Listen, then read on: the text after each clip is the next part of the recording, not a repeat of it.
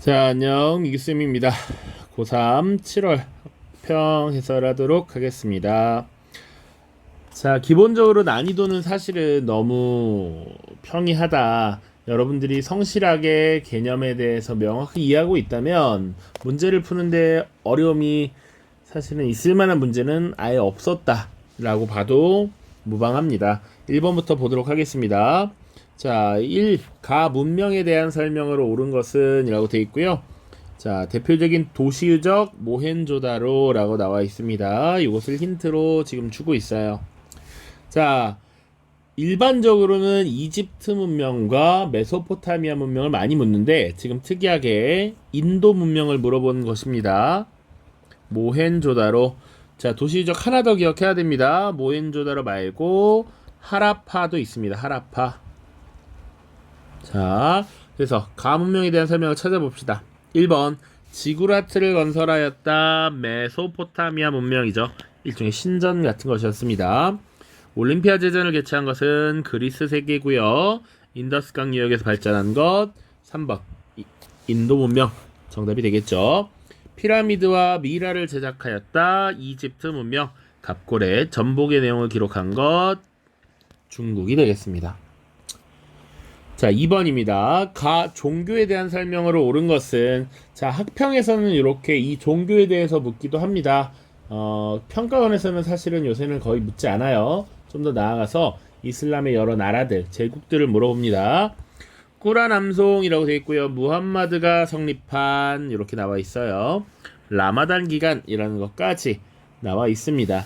자, 이슬람교의 경전인 꾸란, 무함마드 이런 것들이 다 요것이 이슬람교이구나 라는 것을 알려준 힌트로 작용하고 있죠. 자, 정답 1번 유일신 알라를 섬겼다. 그래서 신으로부터 받은 계시를 지금 꾸란이라고 하는 경전으로 써낸 것이었죠. 자, 그리고 무함마드의 예언록도 있었습니다. 하디스라는 게 있었죠. 그래서 무함마드의 말, 행동 이런 것들을 기록한 것이었습니다. 자, 다른 거 볼게요. 밀라노 칙령으로 공인되었다. 크리스트교입니다. 크리스트교. 사사왕조 페르시아의 국교였다라는 건 아니죠. 이제 조로아스터교죠. 자, 이 조로아스터교가 국교였고, 그리고 마니교라고 하는 종교가 등장한 것이 사사왕조 페르시아 때였습니다.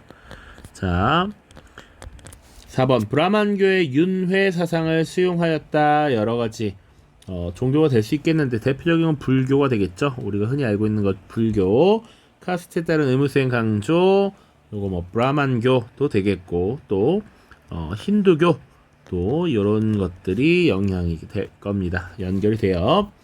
3번입니다. 가시대에 있었던 사실로 옳은 것은 자 헤이 조쿄 이거 훈련이 계속 돼 있어야 됩니다.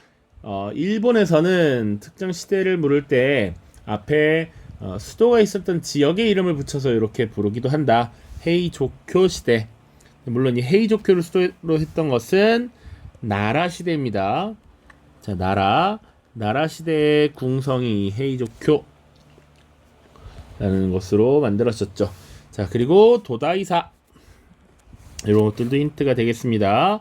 자, 일본 서기가 편찬되었다. 바로 정답이 되겠죠. 일본 서기라든지 고사기 같은 역사서가 편찬됐던 것, 요 시기가 맞습니다. 자, 원나라가 두 차례 침입한 것, 가마쿠라 막부가 되겠고요. 명과의 가만무역, 무로마치 막부입니다. 자, 산킹코타이 제도 에도 막부 시기고, 쇼토쿠 태자 야마토 정권이라고 우리가 각각 시대별로 특징을 정리했었습니다. 자, 기본적으로 이런 것들은 쉽게 풀 수 있어야 한다. 라는 거. 자, 여기서 지금 언급되지 않은 헤이안 시대 있죠. 헤이안 시대. 사실은 고대 일본에서는 나라 시대보다 헤이안 시대가 더 많이 나올 수 있습니다. 수도 헤이안쿄라든지 혹은 국풍문화 그래서 뭐 와카 같은 것이 쓰여졌다. 뭐 이런 것들 기억을 하시면 되겠습니다. 견당사도 폐지하고요. 4번입니다. 밑줄 친 황제에 대한 설명을 옳은 것은 자, 오늘은 내가 모시고 있는 황제에 대해 이야기해 볼까 하오. 황제는 3번의 남과 타이완의 정치 세력을 진압했다. 이게 거의 끝이야. 베이징이고요.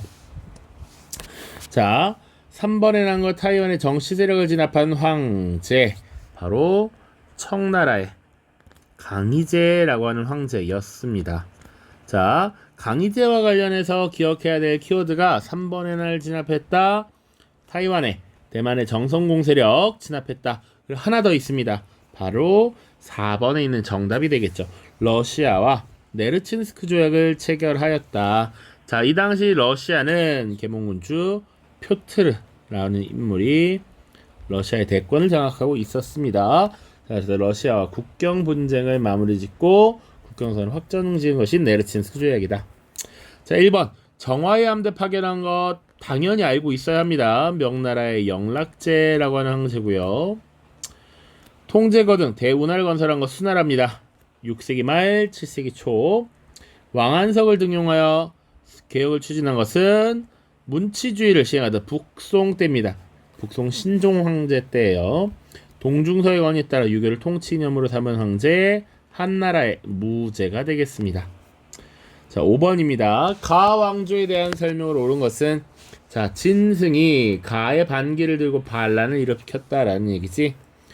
자, 쭈르륵 하다. 이는 가의 황제가 그들의 경전을 불태우고 이를 비판하는 사람들을, 선비들을 땅에 묻어버렸기 때문이다. 자, 책을 불태우다, 그리고 비판한 선비, 유학자들을 땅에 파묻다, 분서, 갱유저 이런 것을 한 황제, 가고가의 황제는 바로 진나라 진시황이 될 거겠습니다. 자, 보기 보죠. 교초를 발행한 것 일종의 지폐였습니다. 원나라고요. 이런 것들이 나중에 이제 교초를 남발하면서 이 금융 질서가 문란해지고 그렇죠. 당시 원나라 황족들이 사치를 부리고 라마교에 막 대거 돈을 퍼붓고 이런 모습들이 나타납니다. 만리장성을 축조했다. 여기 정답이 되겠죠. 흉노 세력을 북쪽으로 밀어내고 이 한족 농경민족과 유목민족의 경계를 이렇게 만들었던 것이 진나라입니다. 자, 사고전설을 편찬한 것 청나라 때 편찬 사업이에요. 만주족이었던 이 청나라가 한족들을 회유를 하기 위해서 이 학문지능 사업을 펼쳤던 것이죠. 물론 이것을 편찬하면서 일부 검열을 통해서 만주족을 비판하는 이런 세력들을 정리하기도 했습니다. 북명관제, 남명관제, 거란족이 세운 요나라가 될 거고요. 어린도책, 부역 황책을 정비했다. 명나라를 세운 홍무제가 되겠습니다. 가 인물에 대한 설명으로 옳은 것은 기념품 온라인 경매 전문가로서 종교개혁 500주년 95개조 반박문을 작성한 가 비텐베르크 성당, 이렇게 힌트가 나와 있어요. 우리 종교개혁하면 몇 명 바로 떠올라야 하겠지만 루터가 대표적이죠. 그리고 또 칼뱅, 그리고 영국의 종교개혁과 관련해서는 헨리 8세의 이혼 문제 이런 것들을 이야기했습니다. 자, 그 중에서 지금 95개조 반박문 면벌부 판매를 비판했던 것이죠. 루터 면벌부 판매를 비판하였다. 바로 가야 됩니다. 자, 성상 파괴령을 내렸다라는 것은 이 비잔티움 제국의 황제였던 레오 3세였습니다. 자, 로마 교회가 사실상 이제 나뉘어요. 서로마 교회와 동로마 교회, 비잔티움 교회로 나뉘게 되죠. 그러면서 성격도 바뀌게 됩니다. 이 서로마 지역에서는 세속 권력인 황제가 있고 이 교회, 교권을 지휘하는 교황의 존재가 있습니다. 황제와 교황이 따로 있어 구분되어 있어요. 그런데 이 동로마는 사실상 비잔티움 제국의 황제가 곧 교회의 대장이야. 황제가 곧 교황이야. 아예 교황이라고 씁시다. 황제 교황주의라는 특징을 갖고 있죠. 자, 당시 이 서로마 세계에서는 교황이 당시 들어온 이 유목민족 게르만족을 교화시키고 포교하기 위해서 성상을 인정했습니다. 그런데 이 기본적으로 동로마에서는 그 성상을 만들지 말아라라고 금지를 내려요. 그래서 이 만들어진 성상을 파괴하는 명령을 8세기 초 726년에 레오 3세가 내리게 되죠. 자, 이것이 사실은 동로마 교회와 서로마 교회의 갈등의 시작, 갈등의 표면화라고 보시면 되겠습니다. 자, 신학대전을 집필한 것은 토마스 아퀴나스가 되겠죠. 13세기에 스콜라 철학을 집대성한 인물입니다. 우신예찬 르네상스 시기 에라스미스가 되겠고요. 낭트 칙령을 반포한 것은 프랑스의 국왕이 된 앙리 4세였습니다. 자, 낭트 칙령 기억하나요? 구교 신교 관계없이 종교의 자유를 인정하겠다라고 했던 것이었죠. 7번입니다. 가 왕조에 대한 설명을 오는 것은, 자, 이것은 가의 키루스 2세가 바빌로니아를 정복한 후에 생겨졌습니다. 이런 관용적 통치 정책은 알렉산드로스의 공격으로 멸망할 때까지 약 200여 년 동안 안정된 통일 제국을 유지하는 원동력이 되었습니다. 자, 키루스 2세를 알면 좋지만 모를 수도 있습니다. 바빌로니아를 정복했고요. 알렉산드로스의 공격으로 멸망했어요. 사실은 이 내용을 다 아는 것이 좋습니다. 아니, 다 알아야 해요. 근데 이 원통은 사실은 이미 모든 교과서에 거의 다 실려 있습니다. 기본적으로 키루스 2세 때 정복 활동이 이루어지고요. 그 뒤에 다리우스라고 하는 인물이 등장하거든요. 자, 그리고 알렉산드로스의 공격으로 멸망했다까지 봤을 때 이곳이 아케메네스 왕조 페르시아구나 라는 것을 알 수가 있습니다. 자, 아케메네스 왕조 페르시아에 대한 설명을 찾으면 돼요. 자, 봅시다. 1번 티마르제 군사적 봉건제였습니다. 오스만 제국이고요. 다마스쿠스 우마이야 유스티니아누스 법전 비잔티움 제국이고요. 탈라스에서 당의 군대를 격퇴한 것 아바스 왕조입니다. 자, 5번이 정답이죠.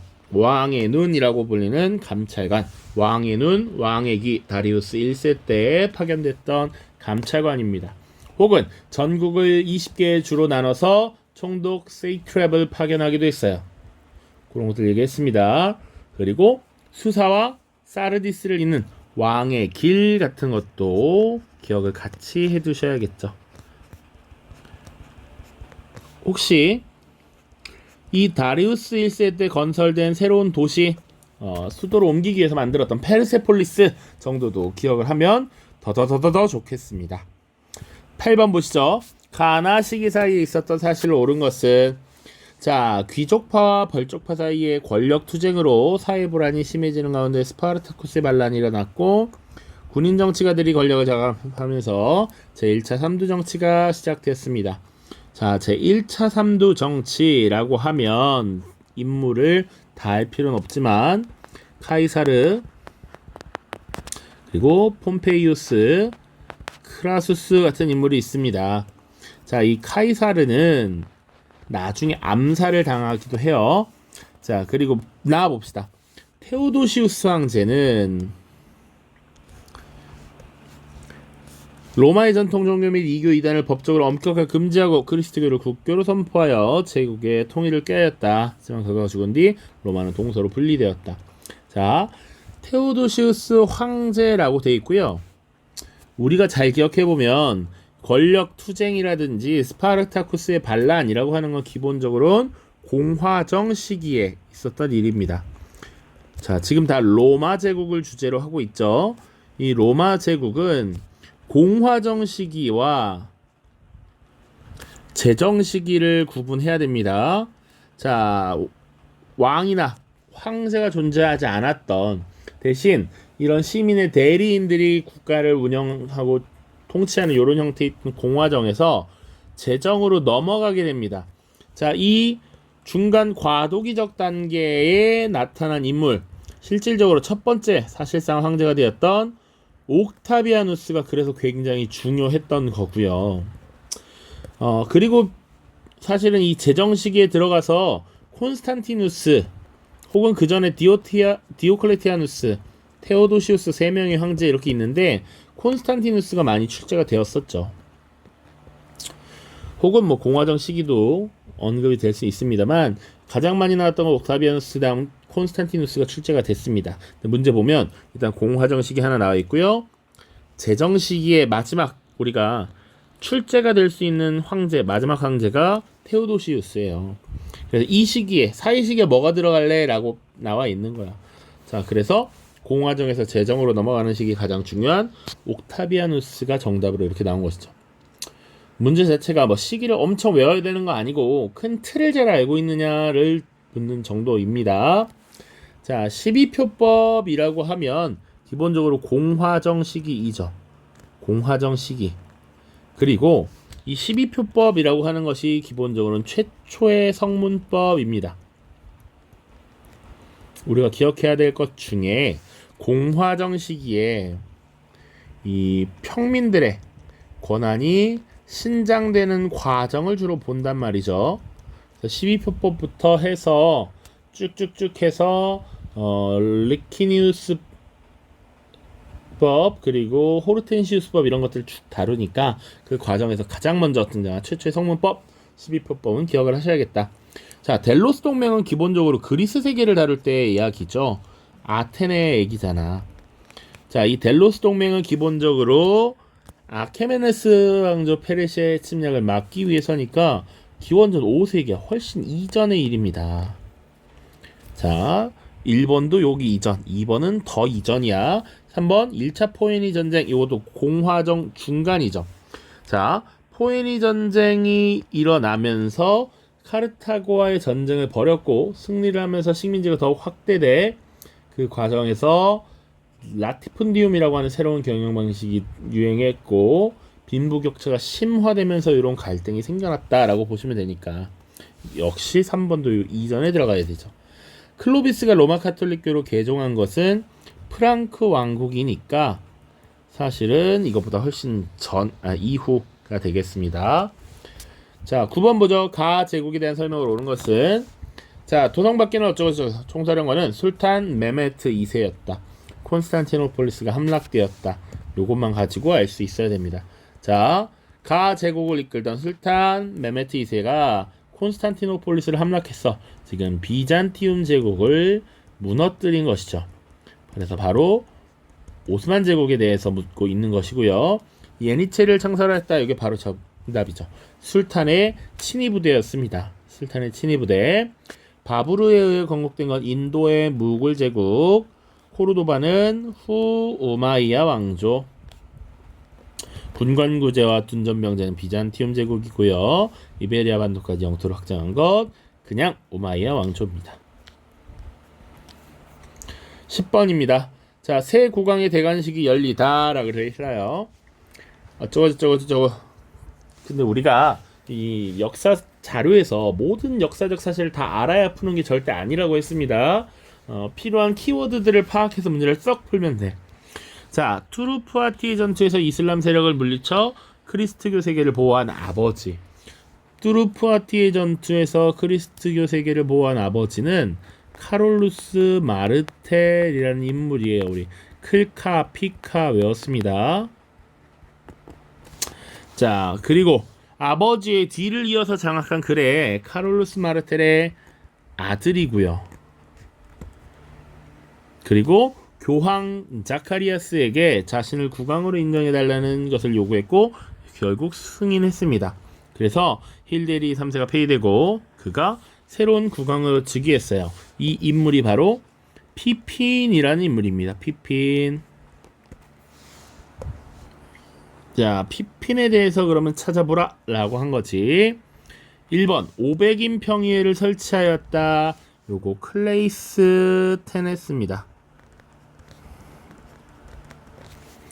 카롤루스 왕조를 개창하였다. 요게 정답이 되죠.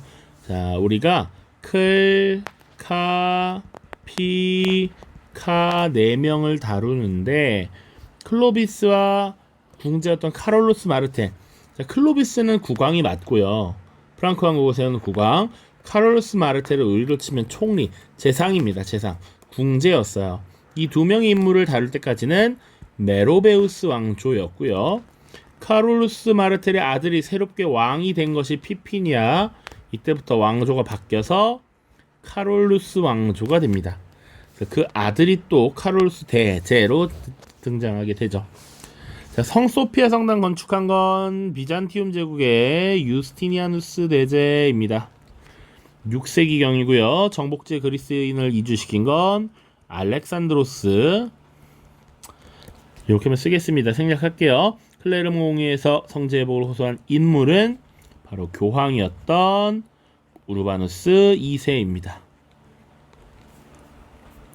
11번 가나 국가에 대한 설명으로 옳은 것은, 자 보면 지금 동아시아의 지도가 나와 있고요. 고려가 존속해 있대. 한국사를 공부했다면 고려는 10세기부터 일단 14세기 중에 있구나. 그리고 각 수도가 나와 있잖아요. 이게 엄청난 힌트죠. 상경성, 상경 임항부고요. 카이펑이 있습니다. 자, 상경은 몰라. 일단 카이펑은 알아야지. 기본적으로 송나라죠. 그것도 북송입니다. 나중에 쫓겨나서 이렇게 내려왔을 때 항저우로 수도로 옮기지만 아직 카이펑을 수도로 했다는 건 송나라 건국 이후 직후 카이펑이다. 자, 상경 임황부라고 하는 거 사실은 이거 거란족이 세운 요나라구나까지도 알아야 해요. 이렇게 구분을 하셔야 됩니다. 자, 그래서 가나 국가를 찾았다. 서하라고 하는 국가는 있고요. 1번 유교를 반포한 것 어딥니까? 명나라죠. 명나라. 그리고 발해를 멸망시킨 건 거란 요나라가 맞습니다. 정답 2번이고요. 탕구트족이 건국한 거 서하죠. 서하. 그리고 맹한모국제 실시한 것 금나라입니다. 금나라. 홍건적의 난으로 쇠퇴한 것 원나라가 되겠죠. 12번입니다. 밑줄친 봉기에 대한 설명으로 옳은 것은 청나라는 신축조약에 따라 자국민 1인당 1량에 해당하는 4억 5천만 량의 배상금을 열강에게 지급하게 되었다. 자, 이는 산둥 일대에서 부청멸량을 주장하며 일어난 봉기라는 것이지. 요것만 명확히 알면 끝나는 게임입니다.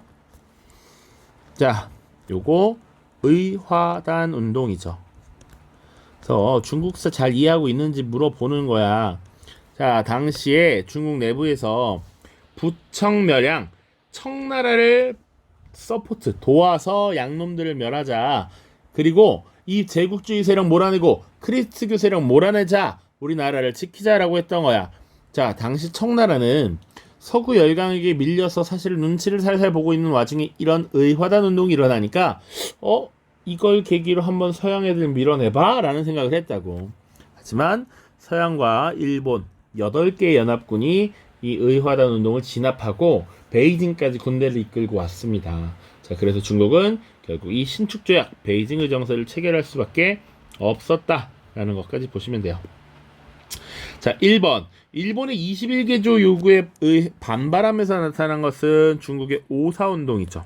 1919년에 있었던 오사운동에 대한 설명이고, 2번 철도 국유화 조치의 정함이 일어났다. 자, 이것은 신해혁명의 최초 발단이라고 할 수 있는 우창봉기입니다.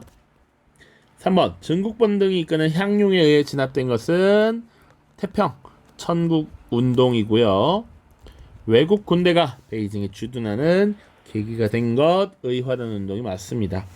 5번 캉리웨이 등이 변법 자강 운동을 추진하는 원인이 되었다. 이건 어떤 봉기라기보다는 기본적으로 양무 운동이 한계가 드러났다라는 것이지. 왜? 열심히 군사력을 증강시키고 서양의 여러 무기들을 도입하고 했는데 청일전쟁에서 패배했단 말이지. 그래서 기존의 중체서용이라고 하는 것이 한계가 있다. 실질적으로 기본적인 큰 틀부터 바꿔야 한다라는 이 생각이 강했던 것 같습니다. 자, 13번입니다. 가 인물에 대한 설명을 오는 것은 프랑스에서 국민투표를 통해 처음 황제로 즉위한 가는 신성 로마 제국을 해체하고 베를린을 점령했대요. 자, 지금 신성 로마 제국을 해체했다 엄청나게 큰 힌트고요. 황제로 즉위했다라는 것까지 보셔야 됩니다. 요거 가는 나폴레옹이 되겠죠. 나폴레옹. 신성 로마 제국을 해체하고 프랑스의 우호적인 라인 연방을 구성했습니다. 그리고 원래 나폴레옹은 통령이었으나 나중에 이렇게 황제로 즉위하게 되죠. 자, 여기는 이제 독일에서 사실은 나폴레옹을 몰아내고 우리가 힘을 합치자 뭐 싸우자 이런 의미인데 요 내용은 문제에서는 곁가지고요. 사실은 나폴레옹 잘 알고 있느냐를 명확하게 파악해야 됩니다. 자, 빈회의를 주도한 인물은 누굽니까? 바로 오스트리아의 제상 메테르니히입니다. 메테르니히. 권리 청원을 승인한 인물 영국의 국왕 찰스 1세이고요. 대륙 봉쇄령을 발표한 게 요 나폴레옹이 되겠죠. 당시 사실 유럽 전역을 장악하고 권력을 행사한 이 프랑스가 유일하게 영국을 손아귀에 넣지 못했단 말이지. 그래서 영국을 경제적으로 봉쇄하기 위해서 대륙 봉쇄령을 발표했죠. 그런데 이 말을 듣지 않는 여러 세력들이 있었다. 4번 데카브리스트난을 진압하였다. 요거 러시아입니다. 러시아. 자, 러시아의 황제 니콜라이 1세입니다. 니콜라이 1세. 러시아 다룰 때 러시아의 짜르 황제가 순서는 알렉산드르 1세, 니콜라이 1세, 알렉산드르 2세, 알렉산드르 3세, 니콜라이 2세로 넘어갑니다. 알리인데 이 알렉산드르에서 니콜라이로 넘어가는 과정에서 이 니콜라이 1세의 즉위를 반대했던 세력이 사실상 데카브리스트의 봉기, 난을 일으켰다라고 보시면 돼. 그래서 새롭게 황제 즉위한 이 니콜라이 1세가 청년장교를 비롯한 이 데카브리스트 봉기 주도 세력을 진압하게 된 것입니다. 자, 5번 테르미도르 반동으로 몰락하였다. 자, 공포정치를 이끌었던 로베스피에르가 되겠죠. 로베스피에르. 자, 14번 보시죠. 밑줄친 전쟁에 대한 탐구 활동입니다. 자, 우리 이 사진도 여러 번 봤으면 쉬울 겁니다. 일단 United States of America라고 되어 있고요. 여기 에이브럼 링컨이 있습니다. 자, 남부연합과의 전쟁에서 승리하기 위해 일단 남부연합과의 전쟁이면 나는 일단 거의 북부일 가능성이 높고요. 남부와 북부와의 전쟁, 남북전쟁이죠. 에이브럼 링컨이 있고요. $100라고 되어 있고요. 링컨이라고 이미 나와 있죠. 자, 그래서 이 미국 정부가 전쟁에 필요한 자금을 마련하기 위해서 채권을 판매했다라는 내용입니다. 자, 이 전쟁은 남북전쟁이고요. 19세기 1861년부터 65년까지 미국 내부에서 벌어진 내전이라고 보시면 되겠습니다. 자, 이 과정에서 사실은 노예 해방선언이라고 하는 것이 발표가 되죠. 그래서 3번이 정답입니다. 자, 이 연방정부에서 남부 세력의 균열 그리고 북부 세력의 군사력 증대를 위해서 정책적으로 지금 이런 걸 선택했단 말이지. 노예 해방선언, 노예 해방령을 발표했습니다. 자, 이 전쟁에 대한 탐구 활동이니까 각 보기도 한번 보죠. 포츠담 회담, 카이로 회담, 얄타 회담, 포츠담 회담이라고 하면 2차 세계대전과 관련이 있습니다. 3부회가 소집된 것은 프랑스 혁명과 관련이 있고요. 레볼루션입니다. R. 보스턴 차 사건, 미국의 독립혁명. 베스트팔렌 조약은 종교전쟁이었죠. 30년 전쟁의 결과 체결을 하게 되었습니다. 자, 밑줄 우리나라 보죠. 하원의회 회의록에서 미 승인국가 소말릴란드 승인에 관한 것. 선생님도 소말릴란드가 어떤 나라인지 잘 모릅니다. 문제를 통해서 한번 보는 겁니다. 자, 동아프리카에 위치한 미승인국가 소말릴란드 승인에 관한 것입니다. 자, A1. 우리나라는 19세기에 카이로와 케이프타운을 연결하는 종단 정책을 추진하면서 이집트를 보호국으로 만들었고 아프리카의 많은 지역을 식민지로 삼았습니다. 소말릴란드에 대한 이해를 위해서 한 번쯤 읽어보시고요. 지금 문제 푸는데 우리나라가 뭔지를 찾으면 되죠. 카이로, 케이프타운, 그리고 인도의 콜카타, 현재 캘커타입니다. 자, 그것을 연결하는 3C 정책을 추진했었죠. 바로 영국입니다. 영국. 자, 그래서 영국에 대한 설명을 보시면 돼요. 잉카 제국을 멸망시켰다. 자, 아메리카 지역의 문명이었던 아즈테카, 잉카 문명을 무너뜨린 것은 에스파냐입니다. 플라시 전투에서 승리한 것, 이게 정답이 되겠죠. 영국이 인도 지역에 대한 주도권을, 벵골 지역에 대한 이권을 획득하기 위해서 벵골 및 프랑스 연합군과 전투를 벌여서 승리했습니다. 3번 인도차이나 연방을 수립시킨 것, 프랑스가 되겠고요. 헤레로족의 봉기를 진압한 것은 독일, 에스파녟 모레노고 필리핀을 지배한 것은 미국입니다. 자, 여기 선지들 계속 익숙해져야 합니다. 반복하시길 바래요. 16번입니다. 밑줄 친 국왕에 대한 설명을 옳은 것은, 자, 읽어보죠. 볼테르를 비롯한 프랑스 지식인들과 교류하며 계몽 사상의 영향을 받은 프로이센의 국왕은 이렇게 됐어. 상수시 궁전도 지었어. 여기 힌트의 전부죠. 프로이센의 국왕이자 상수시 궁전을 지었고 계몽 사상의 영향까지 받은 인물, 프리드리히 2세가 되겠죠. 프리드리히 2세. 자, 이 프리드리히 2세와 관련된 설명을 찾아보래. 한번 쭉 봅시다. 레판토 해전에서 승리하였다. 이곳은 가톨릭 연합함대가 오스만 제국을 무너뜨렸던 전투예요. 주도했던 인물 에스파냐의 펠리페 2세입니다. 상트페테르부르크 성 베드로 피터의 도시 표트르 대제입니다. 러시아의 표트르 대제. 에스파냐의 무적함대를 격파한 것은 영국의 엘리자베스 1세고요. 정답은 4번이 되겠습니다. 국가 제1의 공복 심부름꾼을 자처하였다. 자, 그리고 이 프리드리 2세와 관련해서 저서였던 반 마키아벨리론이라는 것도 하나를 기억해 두시면 좋겠습니다. 자, 마키아벨리는 기본적으로 군주론을 저술해서 군주가 어떤 모습을 가져야 하는가를 이렇게 해놨단 말이야. 그것에 대해서 비판하고 반박하면서 국왕, 이 왕은 기본적으로 국가 제일의 공복이다라는 표현을 썼던 것이죠. 콜베르를 등용하여 중상주의 정책을 펼친 것은 프랑스의 국왕이었던 루이 14세입니다. 17번 보시죠. 밑줄 친 이번 항쟁에 대한 설명을 옳은 것은 이전에도 인도에서 병사의 반란이 있었지만 이번 항쟁은 독특하게 종전과 다르다. 세상 처음으로 용병들이 단결하여 자기 손으로 백인 상관을 살해한 점. 이슬람교도와 힌두교도가 서로의 반목을 벌이고 영국에 맞서서 단결한 점. 그리고 반란이 일부 지역에 한정되지 않는다는 점. 마지막으로 페르시아와 중국에서의 전쟁과 밀접하게 관련이 되어 있다는 점에서 그렇다. 칼 마르크스가 저술한 이 항쟁에 대한 평가입니다. 자, 동인도 회사의 용병들이라는 게 힌트가 되겠죠. 1번. 그리고 이슬람교도와 힌두교도 모두 지금 영국의 통치에 화가 났다라는 것이지. 바로 이 용병이었던 세포이들이 사용하는 탄약집과 관계가 있습니다.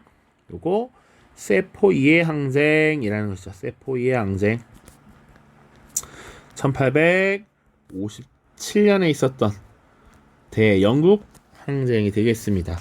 자, 세포이의 항쟁과 관련해서 선생님이 여러 가지 이야기를 했는데요. 가장 중요한 것 중에 하나가 영국이 인도에 대한 지배 방식을 변화한다라는 것이지. 인도 통치 개선법이라는 걸 제정해서 동인도 회사를 통한 간접 통치에서 사실상 영국 제국의 직접 지배가 시작된다. 이런 얘기 했습니다. 잘 기억하셔야 됩니다. 자, 정답은 그래서 5번이에요. 인도 통치 개선법이 제정되는 계기가 되었다. 자, 롤러법의 폐지를 요구한 것은 롤러법 자체가 구속영장 없이 인도인들을 구금할 수 있도록 한 것이었기 때문에 그 이후에 항쟁이 등장했겠죠. 그래서 1920년대 간디, 네로 이런 인물들이 이제 등장하기 시작하는 겁니다. 자, 미드아드 파샤가 주도했다. 이것은 근대 개혁을 주장했던 것이죠. 그래서 미드아드 파샤는 오스만 제국에서 이런 근대화 개혁 조치를 이끌었던 인물입니다. 인도 국민에 의해 지원을 받았다. 아니죠. 인도 내부에서 세포이 항쟁이 일어나자 영국이 인도의 지배 방식을 변화시켰고요. 영국은 효과적으로 인도를 지배하기 위해서 인도 국민회의라는 것을 만들고 그들에게 의견을 구하는 듯한 이런 모양새를 취했다라는 것이지. 자, 벵골 분할령 이후에 이 인도 국민회의가 영국에 반대하는 이런 모습으로 변화하게 됩니다. 자, 4번 민주공화정의 수립을 목표로 했다. 이건 아니죠. 일단 인도인들의 기본적인 권리, 권익을 보호하기 위해서, 그리고 이 영국인의 지배에 저항하기 위한 것이 바로 목적이 되겠죠. 18번입니다. 가회의, 이거 중요해요. 이제 자주 나옵니다. 아시아 아프리카의 25개국 비동맹 중립주의 인도네시아에서 개최한 도시 반둥회의입니다. 반둥회의.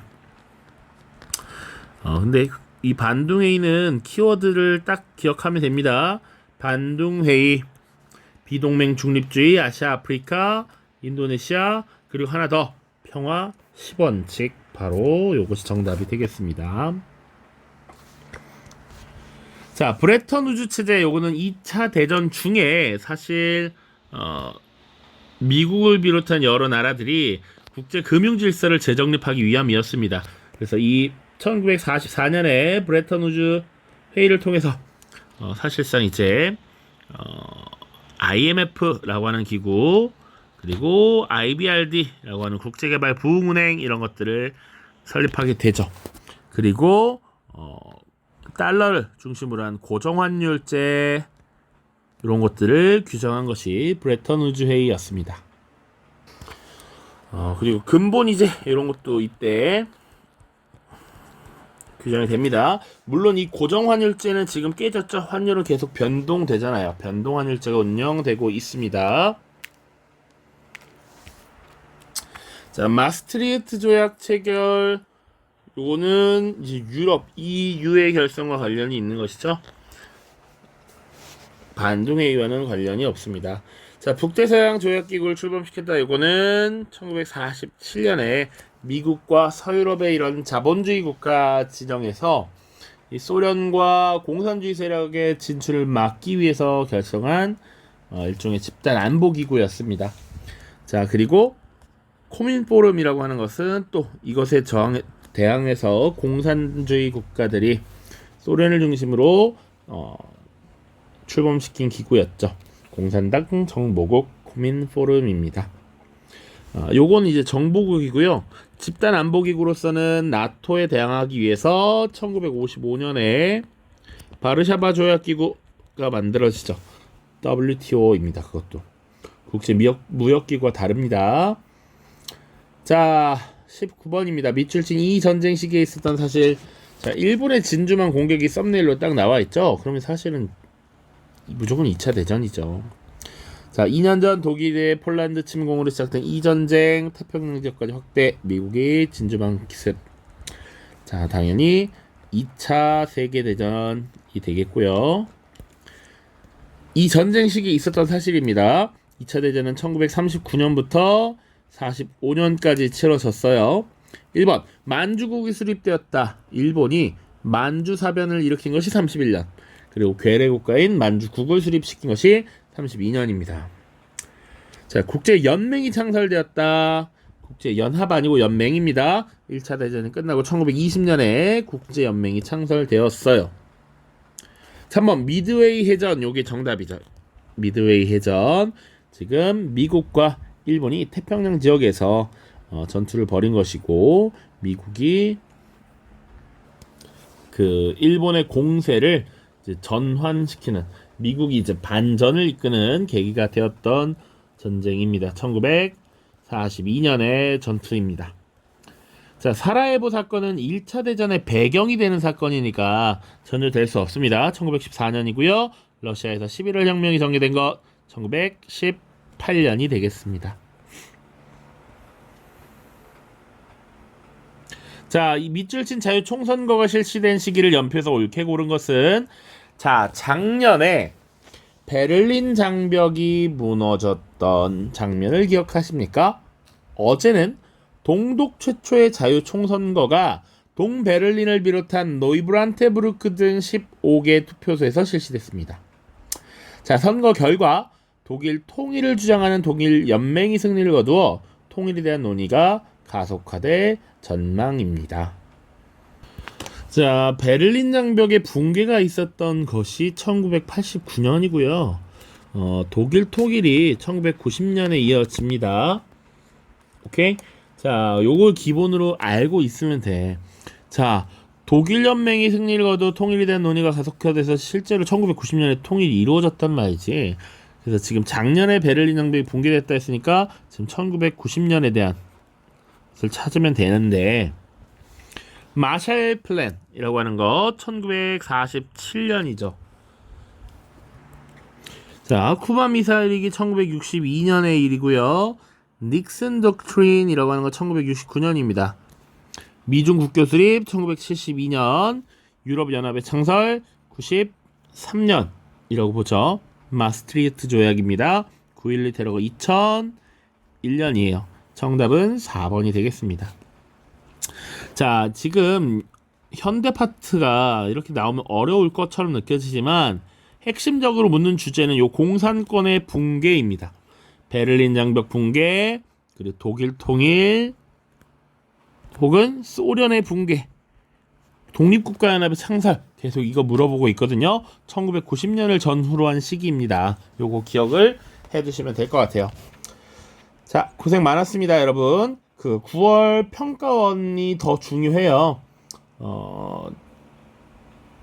킬러 문항은 사탐에서 없었기 때문에 기존에 공부하던 대로 기존에 맞춰서 진행을 하시면 되겠습니다.